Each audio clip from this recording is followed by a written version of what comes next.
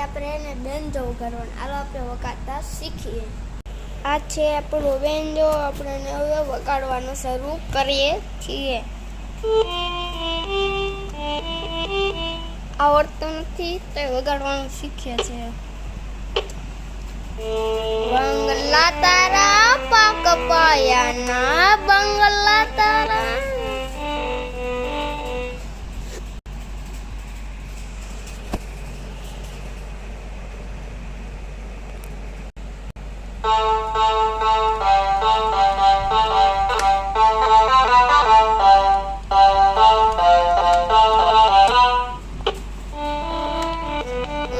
લાગે તને